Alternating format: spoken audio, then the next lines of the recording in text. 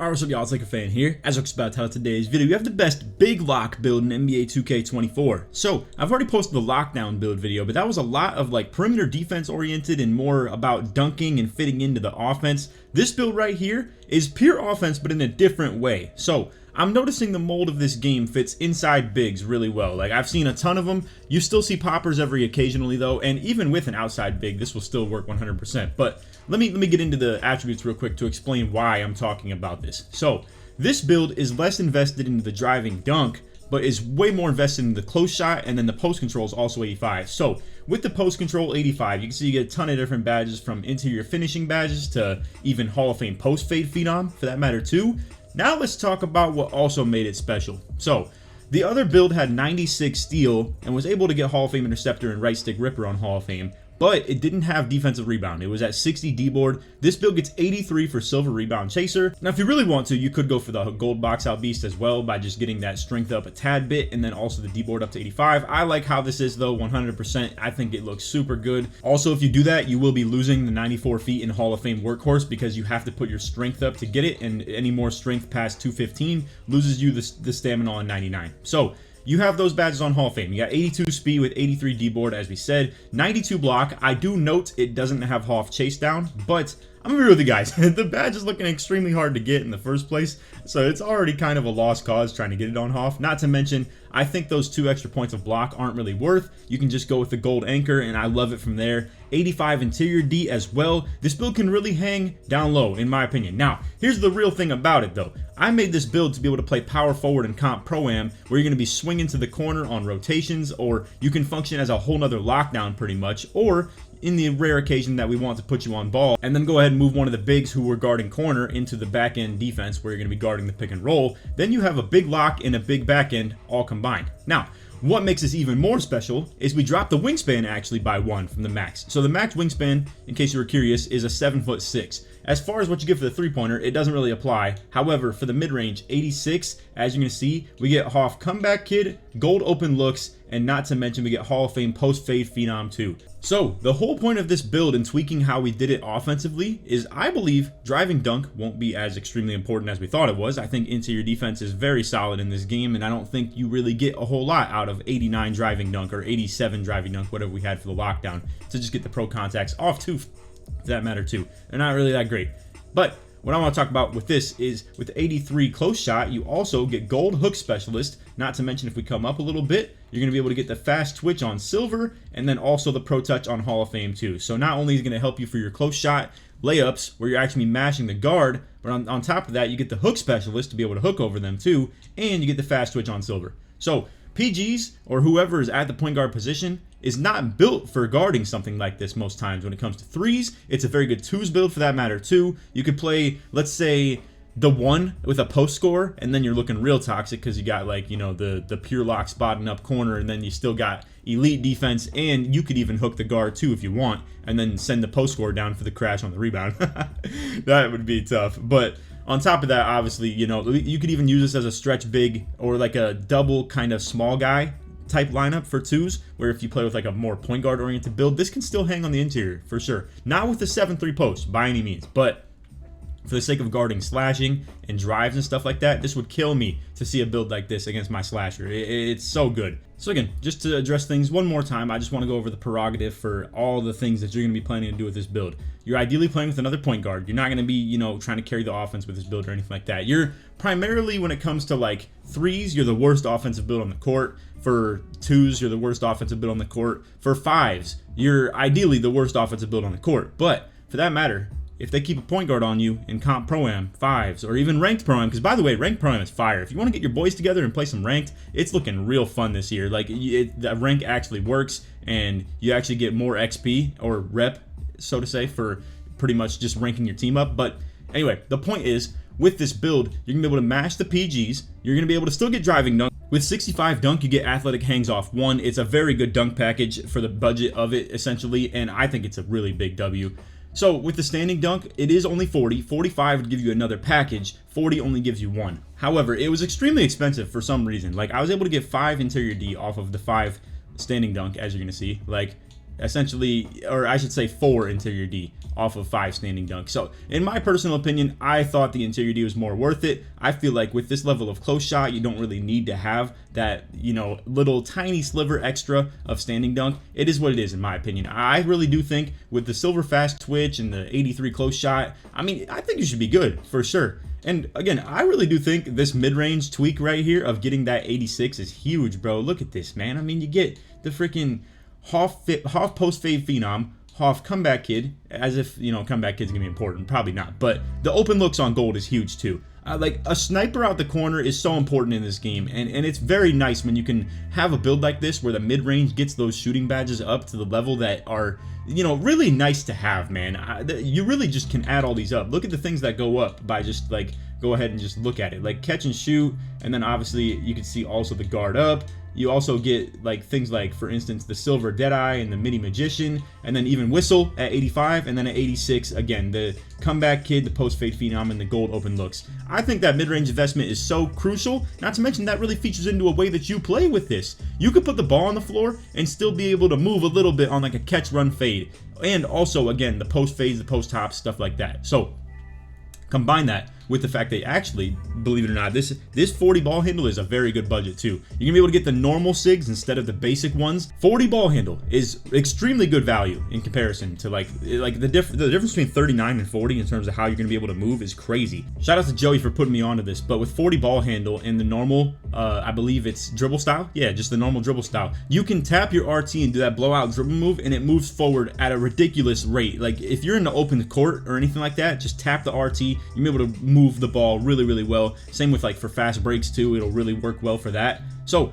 again, we didn't even talk about really what this build is mainly built on, right? It's just, this is what the last lockdown build already had, so I didn't really mention it too much. But 94 prim, you get Hoff Challenger, you get ankle braces on Hall of Fame too, Workhorse on Hall of Fame. With this stamina, again the 94 feet and Hoff Workhorse, and then with 91 steel, it's enough for the gold interceptor, right stick ripper, and glove. If you want to go for 95, I thought that was pretty acceptable to go for that Hoff interceptor, and then 96 is 1 steal away, but it gets very expensive into that threshold. And I'm starting to think in the way this game plays, and lanes aren't really like super god mode like they were in the last couple of games, I think it's better to just play disciplined defense, have good interior D, perimeter D, and still be an acceptable passing lane player with that 91 steal and gold interceptor, and then allowing you to invest into that D board is really nice as well.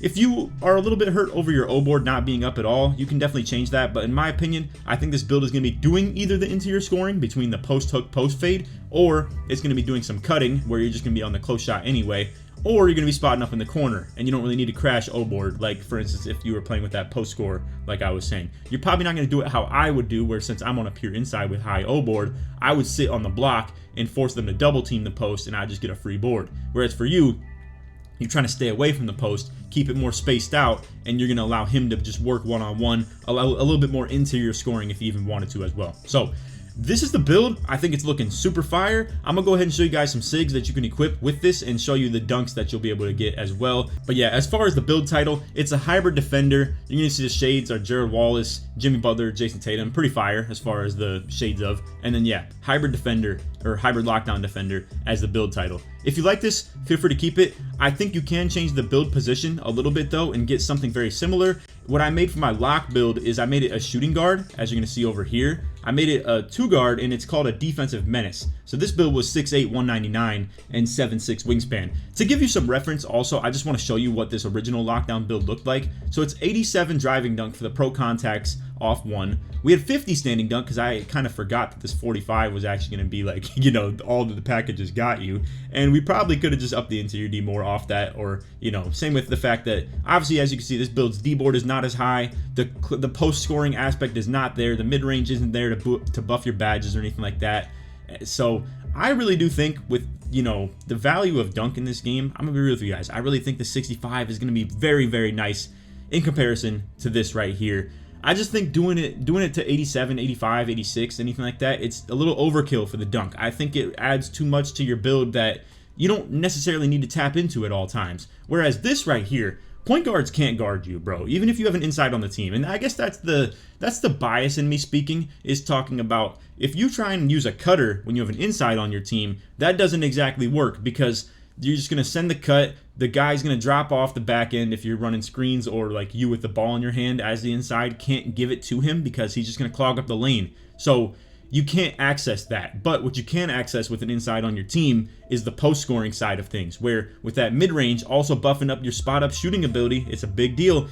Pair that with the fact that you can do it with post fades, you can do it with post hooks, you get unpluckable, you get post control, stuff like that too. And you're gonna be able to work from the outside in more, where your inside has that paint all to himself and he can crash the O board, and you can just shoot over the guard with the hooks and the fades, and obviously like the midi pull-ups and stuff like that. So that is why I believe that not only is this build better as just an offensive kind of lock type build, and yeah, it's going to give small PGs an absolute problem. Now, what I also had for one little minor tweak right here was that with a 45 standing dunk, if you still wanted it, it'd be looking something like this. But I mean, look at this. Like, we don't have that close shot investment at all. All you can really do with this extra leftover rating is pretty much just like a little bit of attribute points here and there. So we'll just show it like 87 interior D. So I believe the other version of this looked way better, like significantly better, and it just adds a whole nother aspect of your game offensively. If you can even tap into that at all with the hook game, that's a different story. But not to mention, it just lets you literally like mash point guards with that crazy close shot, the Hoff Pro Touch. Like, that's going to be big. It's so major that you guys go for something like that. And having more in your bag offensively when it comes to stuff like that is really, really nice. So again, I mean, you got everything, but if you want to make a more defensive version and drop off that close shot with the mid-range is way more important than the close shot, because you're going to be able to get them shooting badges that we were talking about with the Hoff post-fade phenom, the open looks, all that. So definitely just tap into the mid-range a lot more, but you still need the 85 post control, or else you lose the post-fade phenom, stuff like that. Obviously, the unpluckable will go down anyway too, so just go ahead and look into what you want to tweak with the build as far as the post-scoring aspect of things. But I really think dropping that standing dunk to 40, it goes a long way as far as like what we get on the build otherwise. So again, we'll just refresh your brain one last time on this, then we'll go to the animations. But this is what we were looking at: the 83 close shot, 85 post control, yada yada. There you go. So anyway, we're going to go to the animation now. I'm going to show you guys what packages you can get with this build. Also, if you guys didn't know, I'm pairing up with the NBA 2K Lab this year. So you can use code Laker for 20% off at checkout at their website. That's NBA2KLab.com. On this website is all types of really good statistical jump shot information. You can also test the jumpers on their website too. Plug the controller straight into your phone or to your PC. You can get early, green, late. It'll tell you where you need to adjust on that jump shot. Or if you don't know what jumper you want to run, you just go to their jump shot recommender. You punch in your height, the jump shot rating that you're working with, and then based on the milliseconds of timing that you get, it'll recommend you a jump shot. So again, if you want to use code Laker for 20% off at checkout, that's NBA2KLab.com. Appreciate you guys, and we'll get back to the video. Alright, so here's what we're looking at for the dunks. As I told you guys, you're going to be able to get the athletic hangs off 1. In my opinion, this is actually Quick Drops Junior. Like, it's not quite as good, obviously, but it does move pretty solid. It's off 1. It's a two-hander. It's really simple. You just hold up on your right stick. You'll get dunks like that. Look at that. I mean, is that not Quick Drops Junior? And it's a 65 dunk requirement. I mean, this is why they got to bring me in for stuff like this, bro, because I already knew about this dunk package last year. And I'm sure some of you guys did too, but like, I mean, this is a really good dunk pack for 65 dunk, bro. It's insane. So look into that. You get the two-hand under basket regular right here as well. So with the 40 dunk, that's what you get. With the 45, you get the one-hander. So if you do want to go for that 45 standing dunk, you still can. But I would recommend not to, personally. I think your close shot's going to overcome stuff like that anyway. Manu Ginobili dunk, really good too. It's like a one-hander. It's really quick and tight, close to the rim and stuff like that too. Like, it's a very good dunk package. And then Klay Thompson, also a pretty solid dunk package too, with exactly the 55 driving dunk that you're going to be able to get with the 65 anyway. So look into these dunk packages for sure. CJ McCollum's not very good. I'm gonna agree with you guys. It's a 40 rating requirement for a reason. And I wouldn't do any of these 2-foot garbage moving dunks or anything like that either. I recommend that you just run athletic hangs off 1 and the regular, two-hand under basket. And then if you want to run Ginobili and Klay too, you can. That's up to you. Like, if you believe in the whole more dunks equal like more dunks kind of way of thinking, right? Where it's like more dunk packages equal dunking the ball more, you can definitely try and go for that. If you want an alley-oop package too, 70 driving dunks is what you need for it. So I guess that's up to you if you want to try and shoot for that, because it's only 5 more than what we actually went with. But that's what we're looking at as far as the dunk animations that you're going to be able to get with this build. Layup package is obviously going to stay default. I'm not going to lie to you guys. I don't know the good post animations yet. If you want, I'm going to talk my boy Tonic into making a best post animations video, or you could probably find that with Joey as well. So either Tonic, Tonic Keyboard on YouTube, or Joey2K, I believe, is the channel names you're looking for with that stuff. But as far as what you're going to get with these animations, real quick, let me show you this. So, dribble style. You roll with the normal instead of basic. You're going to be able to get that blowout dribble move. It's a really big deal. You know what's funny? I don't even know if I've made a build yet that has the basic dribble style. Yeah, I don't even have it equipped yet. And I guess to be fair, you can get the dribble style on normal with no ball handle, but with all these other SIGs, as you're going to see, like 40 ball handle requirement for that. You got 40 ball handle requirement for this. So everything that you're going to be doing is like necessary for you to have that ball handle. Also ironic that it shows all the owned ones I have, but obviously I can't possibly equip these. These are the ones that are like going to be purchasable for this build. So it's all normal throughout all the dribble moves, but I recommend putting on most of the normals besides maybe the spin. Keep it basic one, but besides that, yeah, all the normals. For the pass style, Sabonis is very solid if you want to try this too, because you will get this. And me and Tonic have been loving this one. It's a really good budget for the 75. I've been messing with Dame for sure, and even oh yeah, Halliburton for sure with the 89 on my higher pass act build. But yeah, I mean, you could still get pretty solid animations at all those levels with this, and I'm thinking that's going to be major to have a build like this. Also, if you want to look into some of these quests that I'm working on right here, it popped up before you guys could see it, but like I showed how to get the sponge. Definitely look into that. It's a really good takeover perk. I'm up to grinding for the S tier overdrive and immunity and stuff like that. I'm going to be making a video a little bit later today on these, potentially. I just need to raise the interest a little bit because I'm sure this is not going to click as far as like, you know, clicking on the video and views and stuff like that, but it's going to be great information for you guys to have for your builds and just like how to grind them and stuff like that. So anyway, stay tuned for that. If you guys made it to the end of the video, put lock in the comments, short sports my way through, or put big lock. Also, if you guys enjoyed the video, feel free to drop a like, sub if you're new, turn on noties, all that good stuff, and like always, try to 1 to 2,000 likes. Anyway, that's all for the video. Appreciate you guys watching. None of that, take these, man. Peace.